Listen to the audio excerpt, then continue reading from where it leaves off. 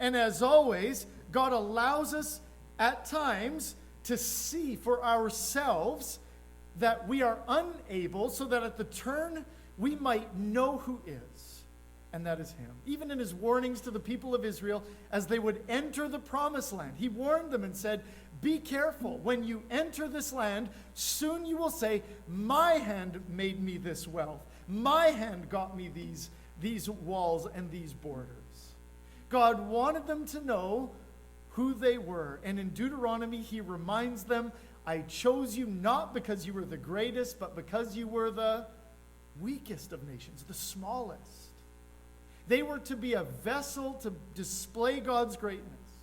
And at times God may show you what you can't do in the hopes that at that point in place you might turn to the only one who can.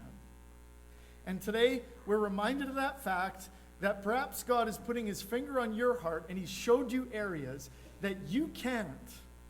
And he's standing there patiently waiting to turn to him because he can. We also looked at the fact in this passage that God wasn't just able to bind the unbindable, to tame the untamable, but God didn't just want to bind the demons, he was preparing to cast them out. And not only did he cast them out, if you remember, we looked at the fact that, and here's where we're going this morning, we, as important as the miracle itself, wanted to look at the people's response to the miracle. And remember, God, as Jesus was working here, God allowed this strange scenario where demons asked Jesus, don't send us out, put us in the swine. And Jesus obeys their request, seemingly strange, right? And yet we looked at the fact that pork in that time was seen not just as an unclean animal, but a symbol of deceitfulness and uncleanliness. And in the law, not only were they not to eat the pork, they were not allowed to profit from pork or anything to do with it. And yet, here, while these people are all around watching the work of Jesus, watching the cleansing hand of Jesus, here's a herd of swine sitting in their own backyard. And as we looked at that, remember this, we said Jesus didn't just come to cast out one man's demon that day. He was looking to cleanse a whole community. He used the opportunity not just to cast out one man's troubles, but he used the opportunity to cleanse a community of something wrong that should not have been there. Something not right. And we can often, and this is where we ended off, we talked about how in our walk with God we can often stop before we've even started.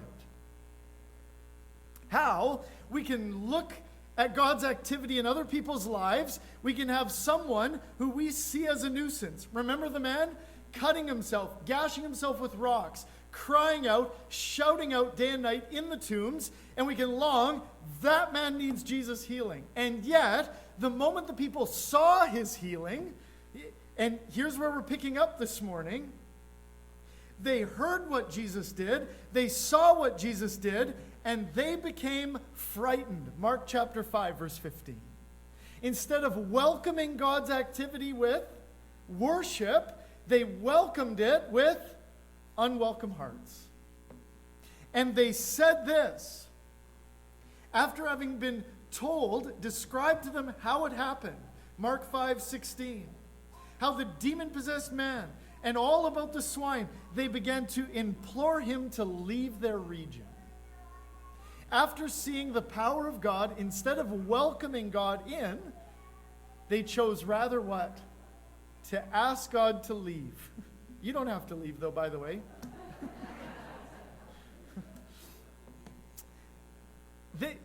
They began to implore him, hey, listen, Lord, we see you can cast out demons. We see you're powerful. We see you can bind the unbindable. We see you can conquer sins that an everyday sinner can't. And yet, what? Please leave. Please leave.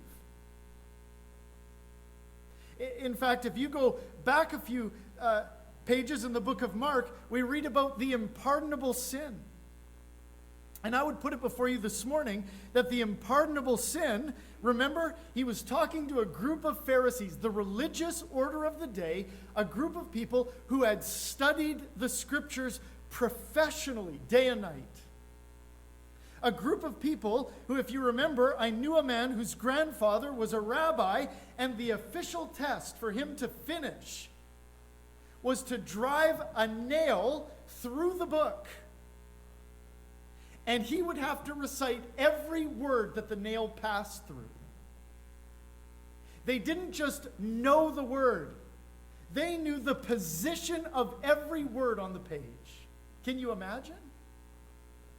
These professional worshipers of God who studied, whose profession it was to know the coming Messiah and the gifts of God, and when he came, fulfilling all the promises of God. Remember what they said? You have a demon, and you cast out demons by the power of a demon. You see, here's the unforgivable sin. To see Jesus, to know what Jesus can do, and not want Jesus to do it. You can't forgive someone who doesn't want God's forgiveness. You can't heal someone who wants nothing to do with God's healing. And yet here's a group of people who saw the impossible made possible by Jesus and said, next please. Why? Their response? Fear. Because listen, it's one thing to have a demon cast out, it's another to watch God take away your livelihood by driving your livelihood over a bank. But you know what? Jesus knew in that moment what was right and what was needed. And we talked last time about our need for coming to that point and place where we're ready to allow God to affect all of our lives. Not just the areas we want to see as activities, but even those areas where perhaps we don't. When we say, God, you have me, the whole vessel. But sometimes I fear what God can do or what God will do. God, what about my social standing? What will people think? What if I lose my job? What if I stand up for you, Lord, and I lose everything? There's a lot to be feared, but none when you know the Lord, because he always has our good in mind. So, number one, as we looked at, was we can allow fear to be one of those things that come in and stop us before we've even really started in our walk with God. Today I want to talk about the second, and that is this. The people who watched, they were found to fear and ask God to leave, ask Jesus to go, leave their region, go to the next.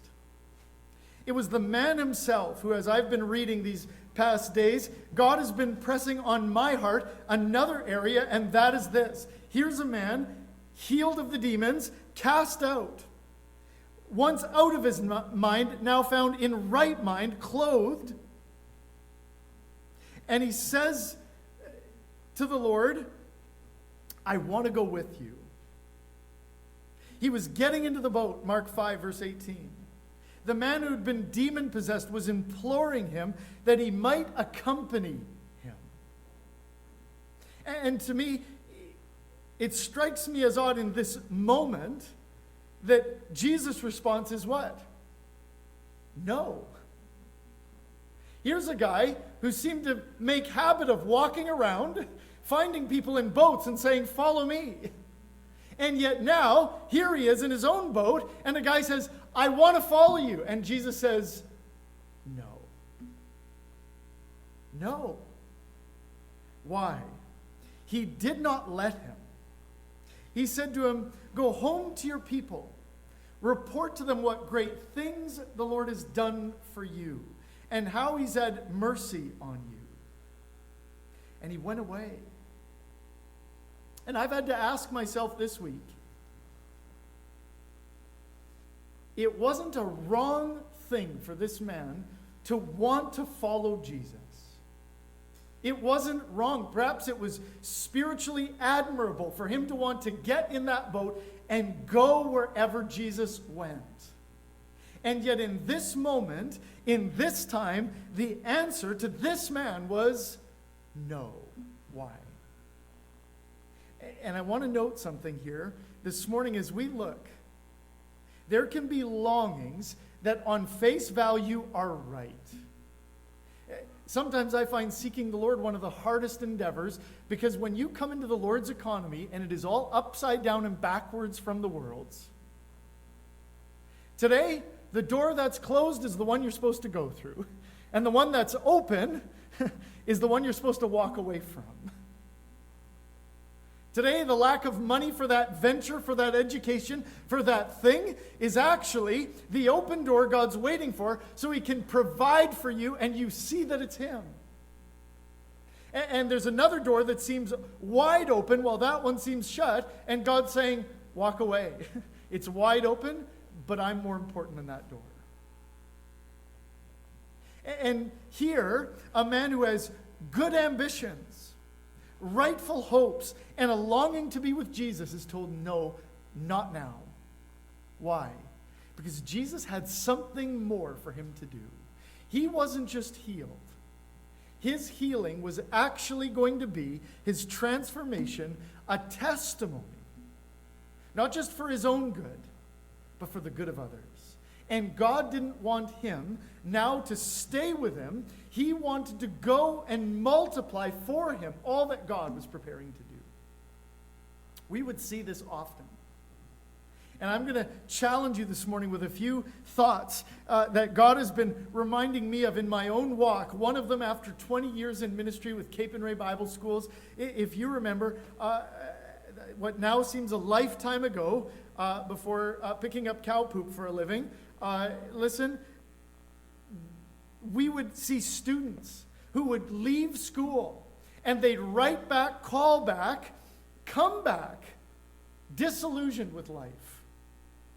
They had come to a place for 9 months to study the scriptures, and after going, they'd say, it's not like Cape and Ray. It's not like Bible school. The services aren't the same. The sharing isn't the same. The music's not the same. And they'd say, oh, if I were only back. And sometimes I found one of my main roles was to convince and remind students that the best place for them was not back. Though in the moment they were longing for it. They had come to a place that had become home, a place of spiritual awakening. For some of them, a place that had woken up a dead faith that they had been born with or raised with, a new faith, and it rightfully felt like a spiritual home. And yet at the end of that time, that place is not signed up nor set up to be a convent, a place where people come to stay forever. Though we laugh and we would point at each other on staff and we'd make fun of each other and call them lifers, the people who we thought wouldn't leave. And we'd go, you're a lifer. And sometimes you'd feel blessed, and sometimes when people called you a lifer, it was like a curse. I'm going to escape one day, we would say. Listen, as we would come to those students, we'd say this. Listen, though you experience something wonderful here, though that season in life did something, awakened you to what was more, what's waiting for you on the other side is greater. And as you go out now, what you need to do is not sit there disgruntled, longing for what you once had, but I'll tell you what you need to do. Go with the purpose to recreate in the community God puts you everything you've come to know. Now, you are going to spur on. Are you missing fellowship? Go out with the purpose, what? To recreate that depth of fellowship. Are you missing the sharing, the family, the community? Go with the purpose to develop that community. It was never for them to stay, but something to spur them on to go out and now give.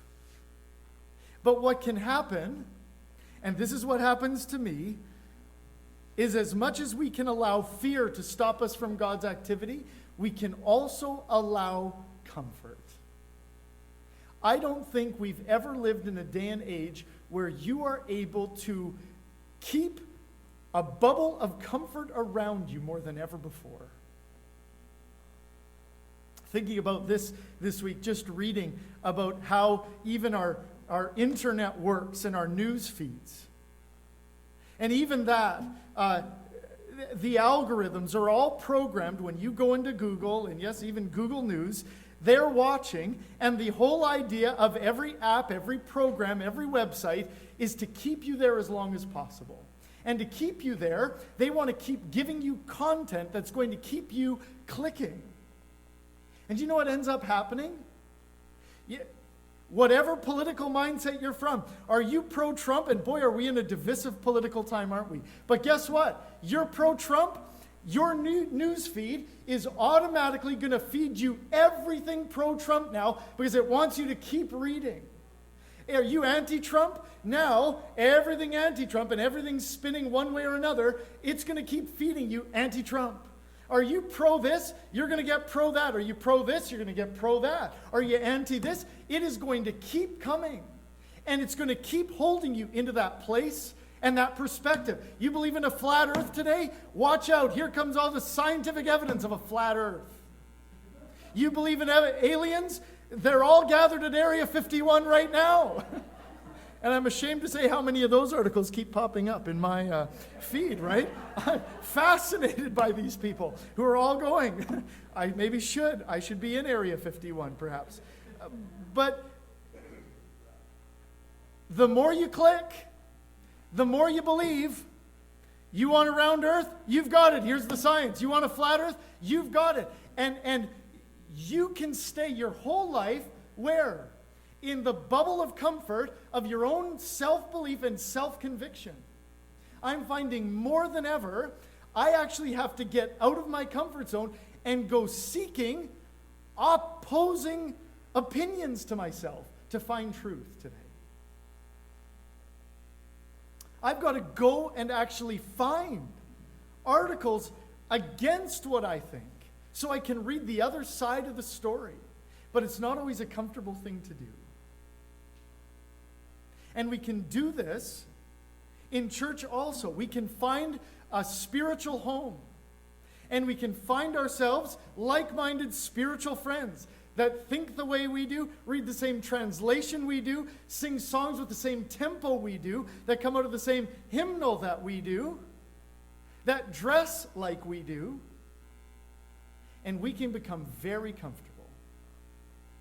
And we can surround ourselves with people that don't challenge what we believe, why we believe it. Do you know that was one of the biggest breaths of fresh air?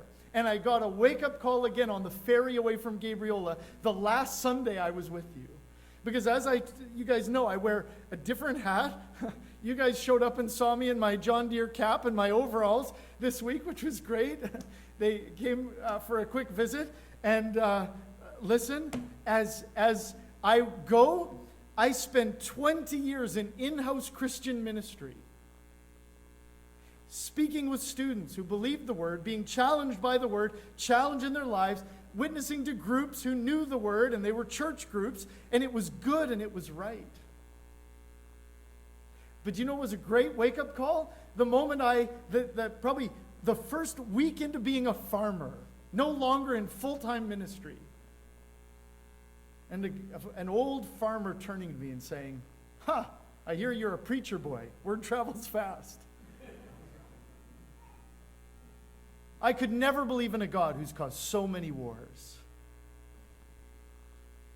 And I was dumbfounded. People haven't challenged me that way in a while. And I was able to say, hey, you know what? I believe people have caused a lot more wars in God's name than God ever has. There's a lot going on in God's name that God has absolutely nothing to do with.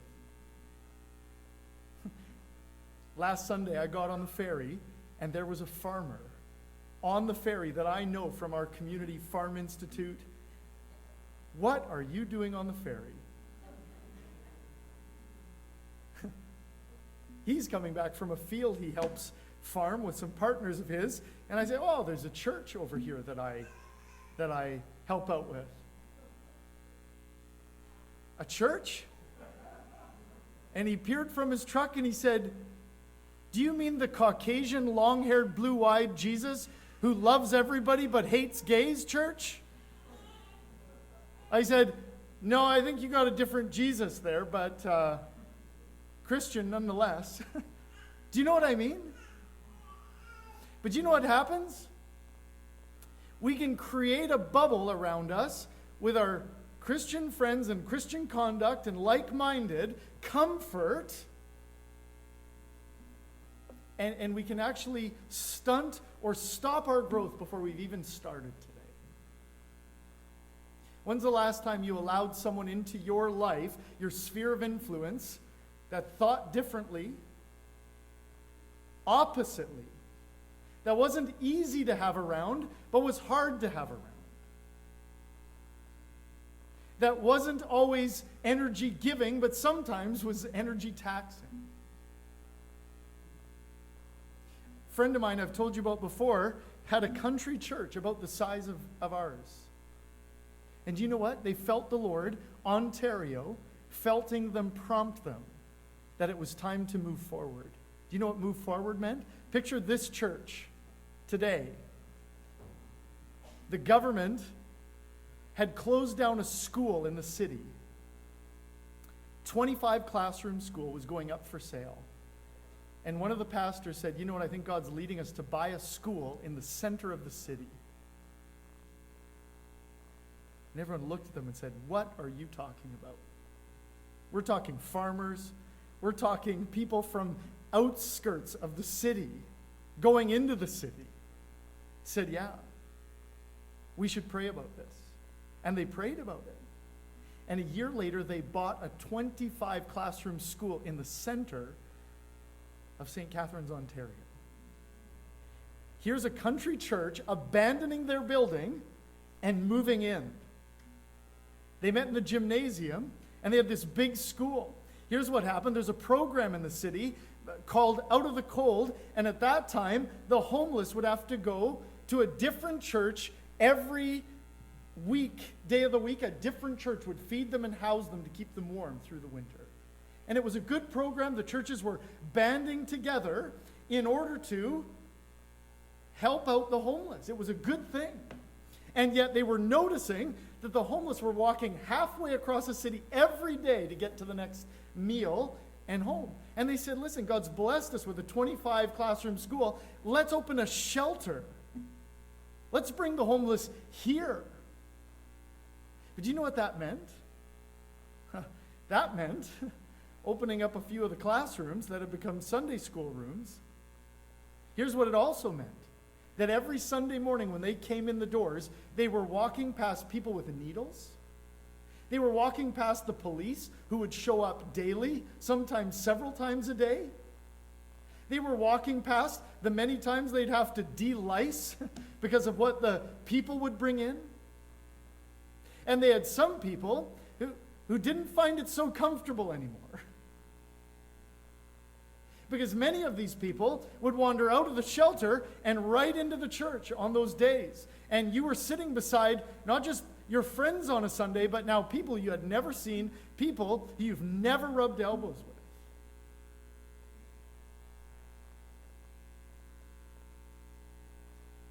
As their church grew, and I loved how they grew because as they grew, media wanted to cover the church who had a shelter, and they always said no because it was never about media, always about helping where it was right.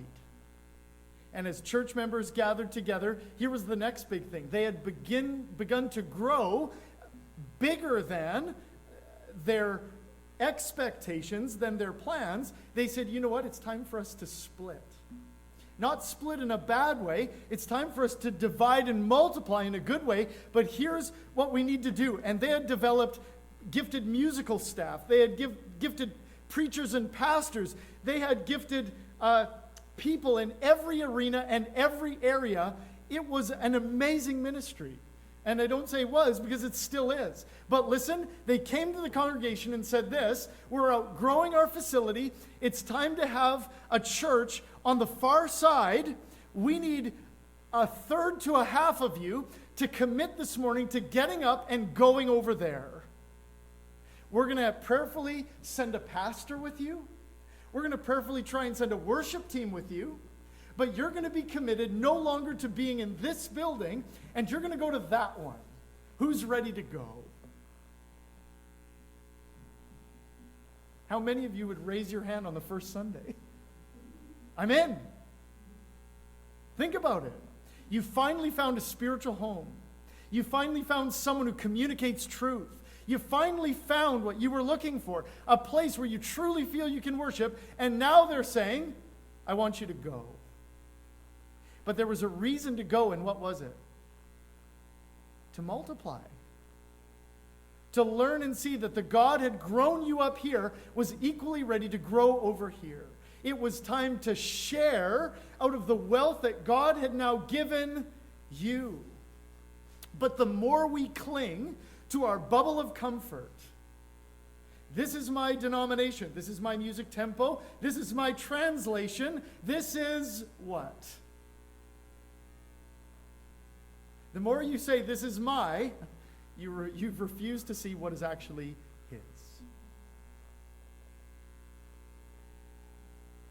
What's the Lord calling us to today? Because sometimes we can want to stand and stay, and God's actually saying it's time to go. I've been preparing you. It's time to share. There's other times where we may be itching to go, and God's saying, stand firm. It's time to stay. It's time to plant your feet. But if we don't allow God to stretch us, to move us, we'll never know what could be, what would be if we would follow him. I love having young kids at home because they remind me of how much I don't know and how silly I am, and they've caught on very quickly. They'll be doing math problems, and I'll say, hey, what are you up to today? Oh, I'm struggling with math. Can I give you a hand? And they'll look at me and they'll chuckle. Like, you're going to help us, Dad. They know. I would only get the problems wrong. But the other day, we're sitting there, and my daughter is reading. What are you reading? Oh, I'm reading about Harriet Tubman. Do you know who that is? And I'm like, sure I do. Isn't that the British veterinarian who had all kinds of adventures? And my daughter looks at me with like disapproval, and she's like, that's James Harriet, Dad. You're an idiot. Who's Harriet Tubman? Harriet Tubman was a slave born in 1820. Family of 11. Watched as those 11 children, some were sold, hired out from a young age. Harriet Tubman, when one abusive owner threw a large metal object at another slave, hit her in the head accidentally, which brought on seizures for the rest of her life. Harriet Tubman would go on, and though hired out, enslaved along with her family, one day escaped, and before the wars, pitching the North and the South against one another, she made it to a safe haven. She made it out. And yet, Harriet Tubman is quoted as saying this: how could I enjoy this freedom, knowing that the rest of my family is still not free? Harriet Tubman, with life in front of her and life abundant, a new freedom, decided to go back in. She didn't go back in once. She didn't go back in twice. She went back in 11 times. She carried a pistol. She would often carry chickens so that she could look like she was going in and on errands for a master. She has over 300 slaves that were freed to her credit. Not only did she free 300 slaves, she also went in and then became part of a group that set up safe homes and helped the Underground Railroad to Canada. She freed most of the rest of her family. She also continued on and ended up helping in the Civil War as a spy for the North, and even helped a military campaign that rescued over 750 slaves. Can you imagine? Choice for freedom. Choice to go. Choice for comfort. And yet in that moment, what did she choose? That there was something more. More than comfort. More than sitting and enjoying what today held. And that joy was seeing others found free. What a great lesson. That today we can find ourselves in that spiritual cycle of protecting our own comforts. And God today has been reminding me of this. Sometimes, though I long to just simply sit, he says, no, it's time to go. And I want you to share. And I want you to be a vessel that when other people see your transformation,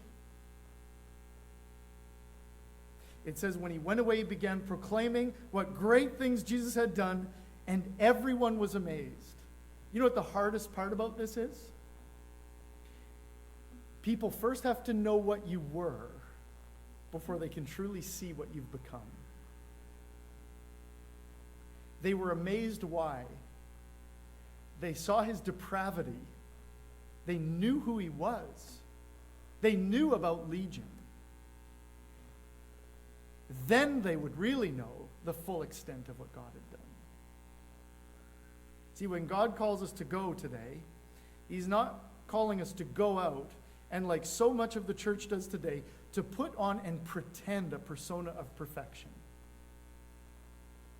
No, God was giving him an invitation to sincerity and genuinely be able to say, this is who I was.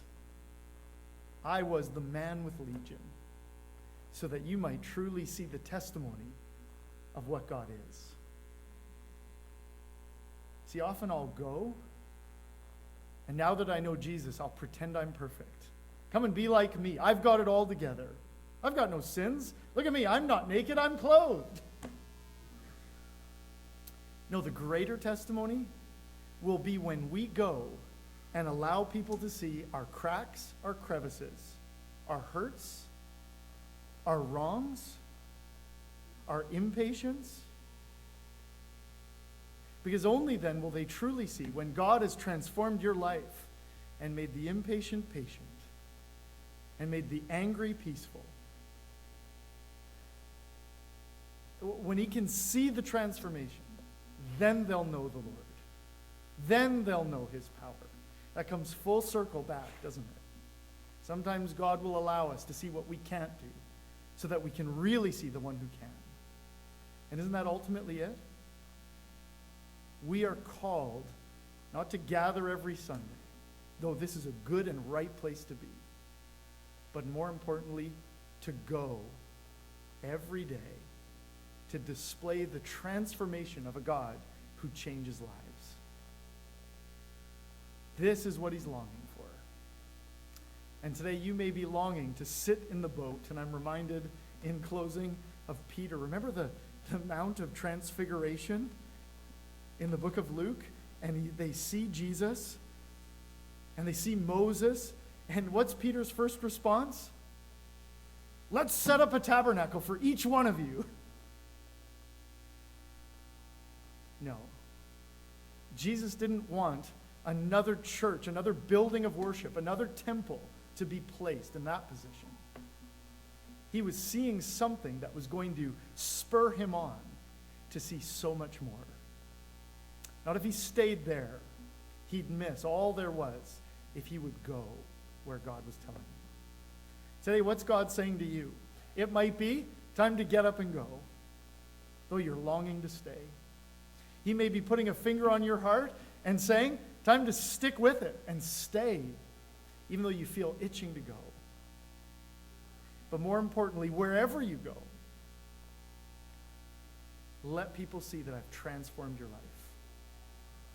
Tell them who I am and what I've done. God is good. What have we seen these last few Sundays? He doesn't just want to cast out one person's demons. He wants to cleanse a community if we allow him. He'll cleanse that community, not if we chase him out and say, go to the next village, but if we embrace him. God can only heal the people that want healing. He can only touch the people who want to be touched. We have to want it. But if we fear, we can fail to see all that God has for us. And we can equally miss it if we stop and stand when he's telling us to go and share. Speak. Let's pray. Lord, thank you that we can be encouraged by your word today.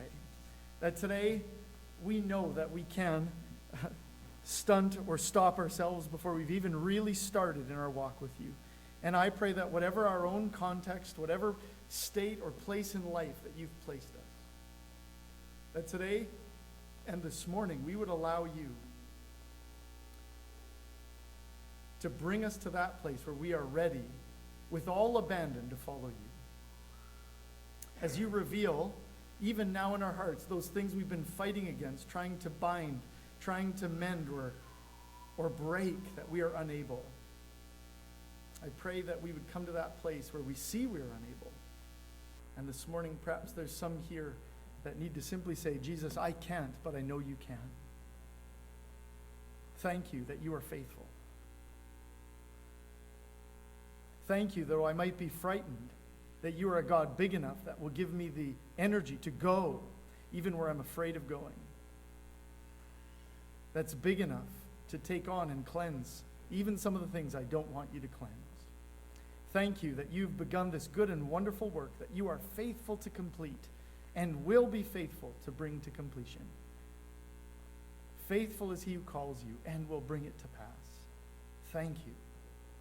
I pray that we would be defined as those, a church, not pretending or putting on a pretext of perfection, when the reality is today we are broken people sharing the love and the life of the one who mends, the one who holds, the one who heals, the one who strengthens. I pray that you would shake us from our worship of the easy and the comfortable and put us in the presence of the King. Thank you that today, even as we leave this room and walk out these doors, you go with us and you are already preparing good things. Moments where we can be genuine and say, I'm broken, but I'd like you to know the healer and the one who can heal. Thank you for the privilege it is to be a child of God, to be a part of your work, your world, and to be an ambassador of your glory. And I pray that we'd settle for nothing less. In Jesus' name, amen.